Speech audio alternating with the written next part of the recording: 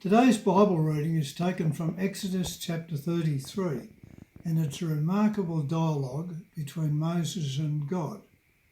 I'll start from verse 12.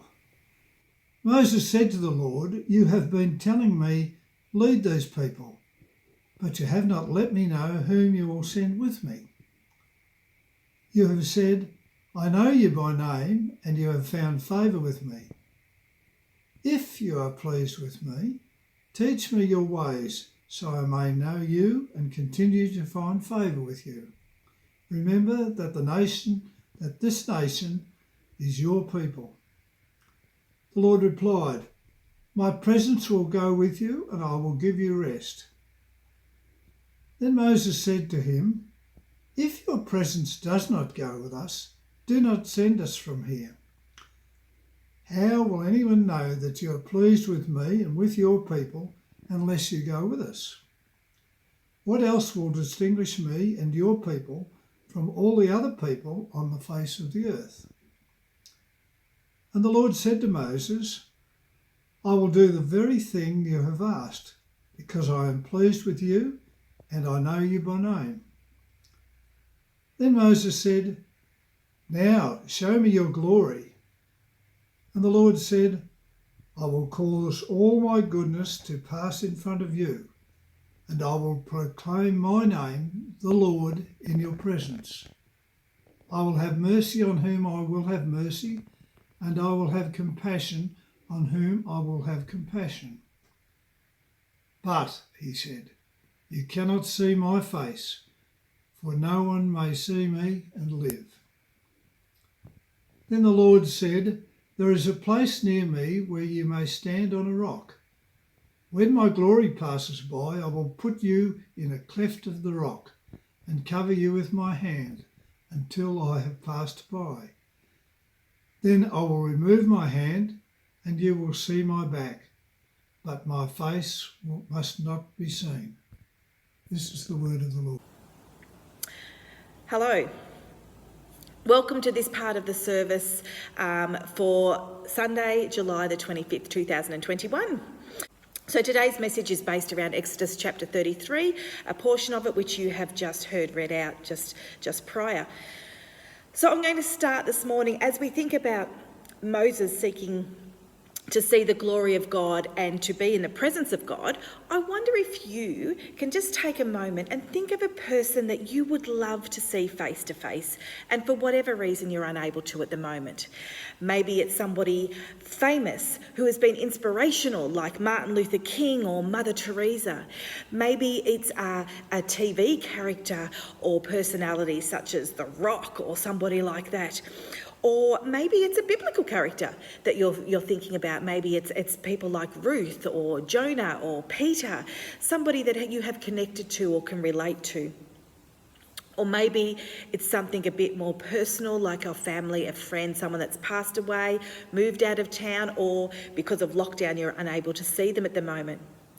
So if we were meeting together in person, it would be at this part of the service, I would say to you, turn to the person beside you and share with them that person or that personality that has come to mind. But not only share with them who it is, share with them why it would be important for you to meet with that person face to face. Now, if you're getting right into the mode of it, you may want to take opportunity to pause the video and just reflect upon that, or else continue on and reflect a little bit later about who you may have chosen or who you really would love to be present with at the moment. Just before lockdown, we had the privilege as a family of getting together with our kids and their partners and my extended family members. And we had been deliberating as to a date. It was a bit of a celebration meal that we were trying to get together, but it was in the middle of a really, really busy time. And so to try and find a date was proving to be a little bit difficult. And if I'm to be honest, I must admit it was really a busy time for me. And so I was quite okay with extending it out a little bit and putting it off for a little while. That is until our son made this very wise statement. He said to us, "We should do it now while we can, because you never know when we'll be back into lockdown." And lo and behold, how true his words were. Less than a week later, we were back into lockdown. and still are in the 5th lockdown of Victoria during COVID. So if we hadn't have made that effort, if our son hadn't had made that statement and our family hadn't have rejuggled everything, we would have missed the opportunity of being present together in that space, physically present.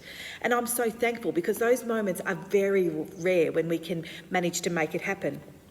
If there's anything our COVID lockdowns have shown us, it's the importance of seizing the opportunity when we can, whenever that may be with family and friends, and not to delay. To be with others when it's appropriate, and we no longer, well, I don't, I'm not sure about you, but I no longer take anything for granted and assume that everybody is accessible all the time. Because when it's gone and when we're unable to, we really, really miss it. When we're not able to do something, that's when we really, really want to be able to do it. And we've noticed the absence or loss of that time. So if we look at the history of Moses and the Israelites in the book of Exodus, we see them being in God's presence, God being with them, God leading them, and God caring for them. There was a pattern. Maybe the Israelites took it for granted. Maybe they assumed it would always be that way. But we also saw that with God being present, he was present in some really significant moments in their journey. He was present when he led them from Egypt, when he led them through the Red Sea, provided for them in the wilderness. And on many occasions, his presence was actually visible to the people. It may have been in the cloud or the fire or the burning bush, but God's presence was visible to people. So as we look at today's passage, we notice that Moses has a desire to be with God, for him to be present with him. And he has an awareness of how important this is, especially when it comes to a time where it appears that it may be taken away.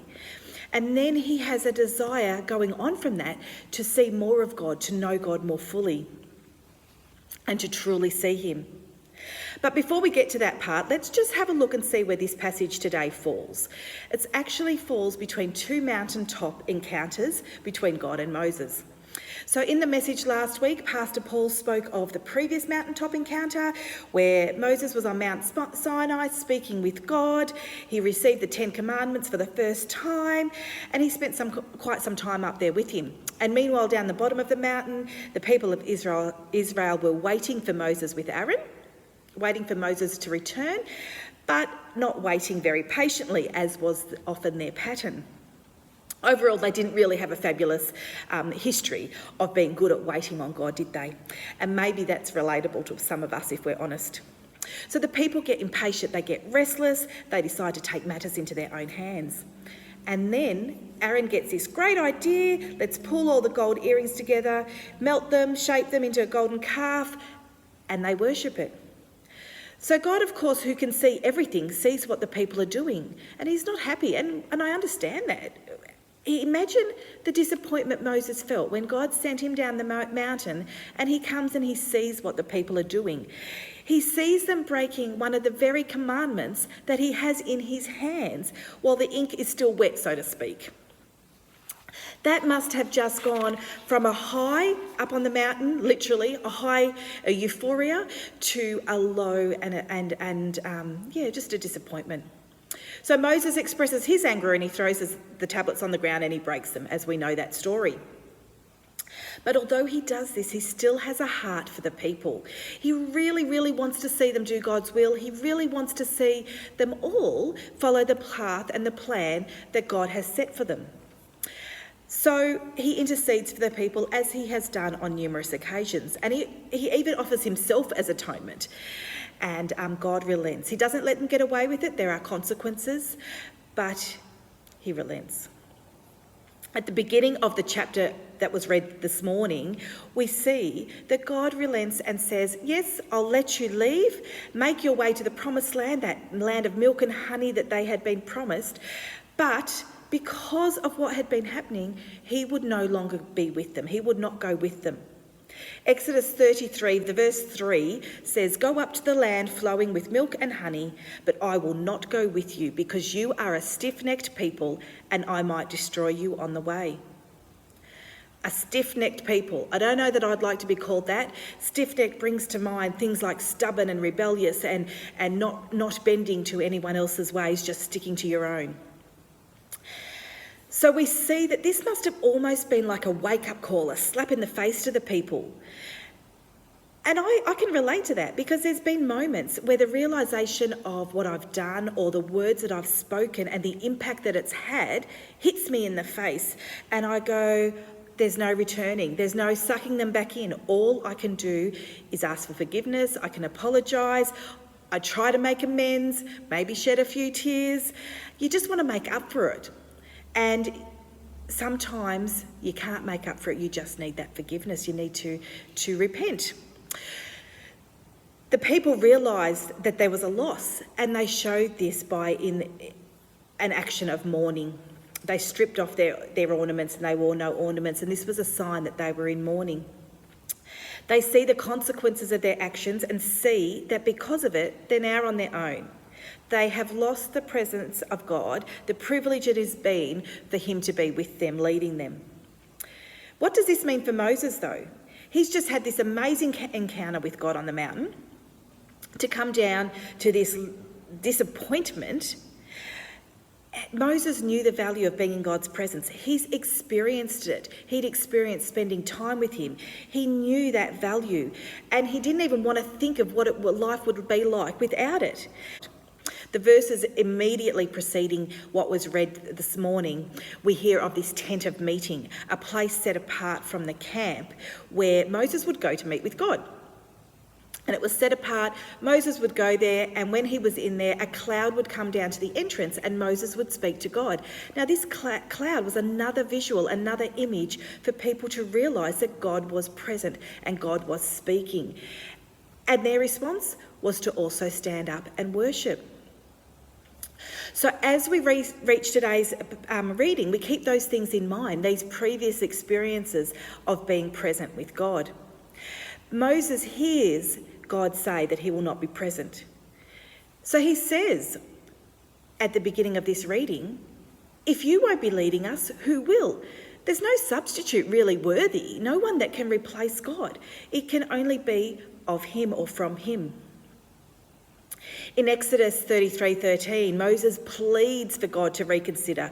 He draws on the existing relationship and the bonds that between him and God, God's existing plans, his purpose with him. He shows the relationship and he points out. God knows him by name. He has found favour. He has called him for a purpose. And Moses wants this to continue. He doesn't want this purpose to end here. He asks God, and he turns to him and he says, teach him his ways so that he can continue to find favour, continue to fulfil that purpose and please God.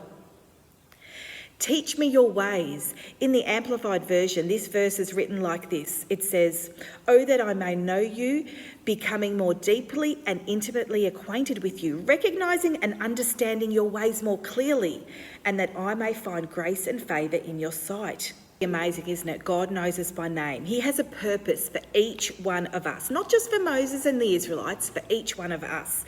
So how do we respond? Do we do what Moses did? Do we ask God to teach us his ways, to show us more clearly his plans so that we can understand him better, so that we can know him deeply and intimately and see him clearly? When we don't follow the plan God has for us, when we don't walk with God, what are we doing? Where are we going, and who is going with us? And Moses recognises this in the next verse, in verse 15. And he says, if your presence doesn't go with us, do not send us up from here. What's the point of continuing if God is not with his people?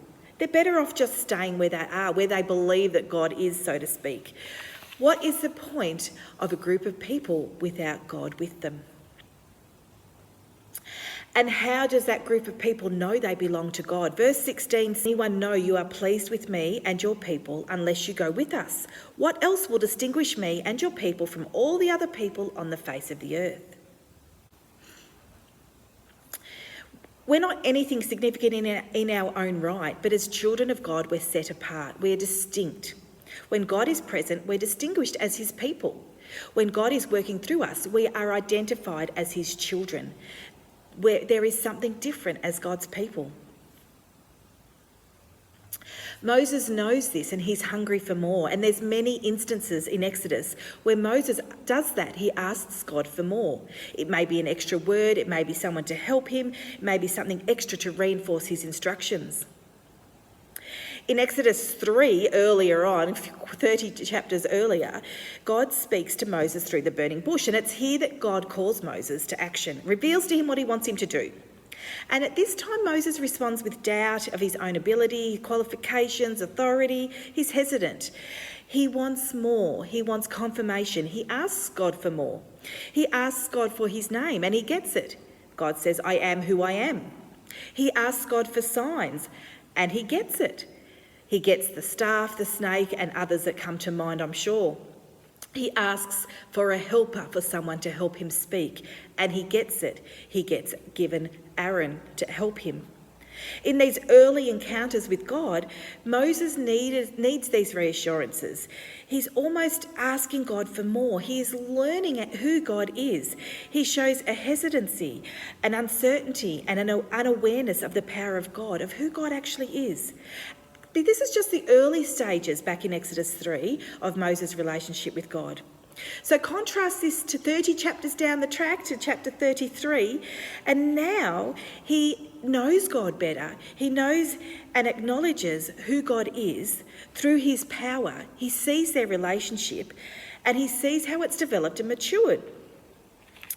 So he also knows then to proceed without God would be futile, would be pointless.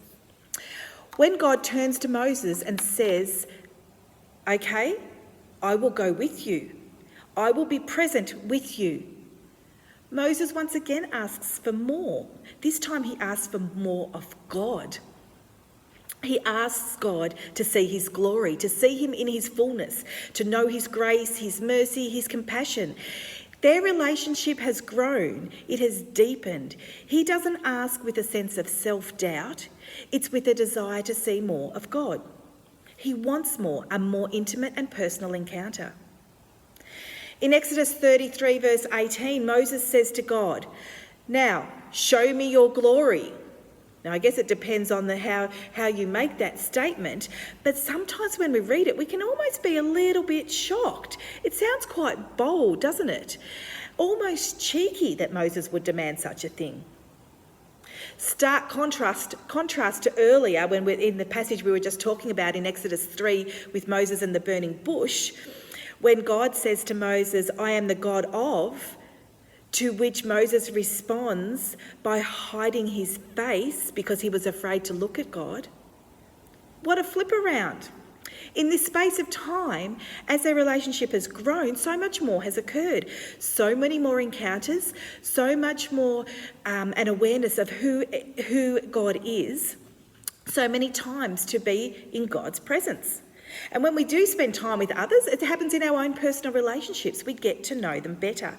We feel we can talk to them at a deeper level. We can ask trickier questions. Be a little bit uncomfortable with that. So it's worth investing in those relationships so that we can share on a deeper level. We can be authentic. We can get to know each other better, and that provides the space to ask those trickier questions, to be a bit bold in our conversations. Moses spending so much more time with God means a greater depth in relationship, a greater awareness of who he is. Moses was afraid and hid his face, but now he's journeyed with God and he steps out boldly with him, and he feels okay to ask this question. And the Lord is gracious. He sees the heart where the question comes from. He reads between the lines and sees this request more as a desire to fully see God, to truly know who he is. I wonder if Moses even realised fully what he was asking. Did he comprehend that to fully see God in all his glory, it would actually not be helpful because he wouldn't be able to take it all in? Actually, it says later on in a couple of verses down the track that God says, "For no one may see me and live." But God is gracious in his response. He responds in the affirmative. He wants Moses to see him and to know his goodness, his mercy and compassion. But there has to be some boundaries, some guidelines. He has to protect Moses. And sometimes when we ask God for things, God God's answer may not be to the full extent of what we're expecting, because he's protecting, he's caring for us, and he knows what we can handle. I actually love the imagery as we read the end verses of chapter 33. Moses is to stand on a rock, and when God passes by, he will put Moses in the cleft of a rock. Now just picture that, Moses in the cleft of a rock. God will cover him with his hand until he has passed by. And we see Moses in this cleft, protected by the hand of God, protected by the rock. And when God has passed by, he will remove his hand so Moses can see the back, can see what's left in the wake, can see that part of his glory. He can't allow Moses to see him face to face, to see his face, as then he will not be able to live. But he doesn't deny him the wonder of seeing some of his glory.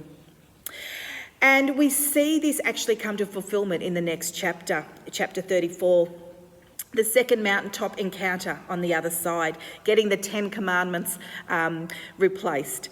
And Moses does, this actually happens, and Moses catches a glimmer of the glory of God. And the result of this, his face was radiant because he had spoken with the Lord. What a response. After spending time with God, Moses' face was radiant, and he was unaware of what was glowing out of him. It was evident to others, even if he was unaware, it was evident to others, it was shining out of him that he had been in God's presence. Many years down the track, when we jump into the New Testament, we see how the Jewish people continued to regard Moses as one of the greatest men of all time. To have seen God working through him, to see God's glory shining out of him. They held him in high esteem. They followed his teaching. But then as we reach the New Testament, how much greater is Jesus? He is now the Son of God. In Hebrews chapter 3, verses 1 to 6, we see an acknowledgement of the impact of Moses. But there is also a definite declaration that Jesus is greater than Moses. The people listening to the teachings at the time may have been a bit taken aback because they held Moses so high, in such high regard, and it went against what they believed to be true. And yet we see, yes, Moses was a faithful servant in God's house, but Jesus is faithful over God's house. Moses is part of the house, Jesus is over the house. In Matthew 17, we read a passage titled The Transfiguration. You probably know this passage. It's a wonderful passage. Another scene set on a mountain. And Jesus is with him with 3 of his disciples, Peter, James and John, and they witness this event, the transfiguration of Jesus. Now, transfiguration means a change in form or appearance, an exalting, a glorifying, a spiritual change, changing from the inside and shining out. Right before their very eyes, Jesus was glowing. We're told his face shone like the sun and his clothes white as the light. He was glowing. In Exodus 34, we've just heard that Moses' face shone and was radiant. Pretty awesome. But here, Jesus outshines this. No pun intended. He's transfigured, he's glorified, he's exalted. And if this is not amazing enough in itself, we go on to see that Moses and Elijah also appear. And God enters the scene once again in a cloud. All of these characters, bright, shining, talking. And in Matthew 17:5, we see God declare, "This is my son, whom I love. With him I am well pleased." This must have been absolutely mind-blowing, so mind-blowing that his disciples couldn't comprehend what was happening. They didn't fully realise it, and you can see that in their response when you read it, so feel free to read that passage a little bit later. But wouldn't it have been great to be there on that mountaintop, to see these godly men and to be blown away by the transfiguration shining out of Jesus? What a privilege. So as we look at these passages and what we've seen today, what is our response? Do we have a desire to be present with Jesus? It is not just for the here and now. This is for eternal consequences. We know with surety that one day we will see Jesus in his glory. So while we're waiting for that end goal, we live a life pleasing to God. We can't do this without him. We need him to be present with us. And if he wasn't here, what would be the purpose? John Piper poses the question. The critical question for our generation and for every generation is this: if you could have heaven with no sickness, and with all the friends you ever had on earth, and all the food you ever liked, and all the leisure activities you ever enjoyed, and all the natural beauties you ever saw, all the physical pleasures you ever tasted, and no human conflict on any natural disasters, could you be satisfied with heaven if Christ were not there? When we are with Jesus for eternity, we'll be with him in his glory. We don't hold that lightly. And even today, we can reflect some of that glory to those around us, be a shining light. When we truly spend time with Jesus, that flows out to others. It's evident in our lives. The work of the Holy Spirit is present and visible. It sets us apart. It reflects off us. Paul writes in 2 Corinthians chapter 3 that Jesus has replaced the old covenant. He's the new covenant. Moses saw God's glory at that time, and the renewing of the covenant happened then. But this covenant, the covenant Jesus brings, would last forever. It replaced that old covenant. During this time of COVID, we've realised the significance of spending time with others, the value of being present in the space, and we don't take it for granted. So much more do we not take for granted the presence of God in our lives and hunger for it and take opportunity when we can, so that we can boldly ask him to show us his teachings, teach us his ways, reveal his truths. Pray boldly and ask him to reveal more of himself to us, and be ready for what he will show us. Jesus has lifted the need for the veil and freed us in the new covenant, freed us to live a life pleasing for him, found favour in us. We can walk in the presence of the Spirit. We come to know him more and be transformed and reflect him to others around us. Amen.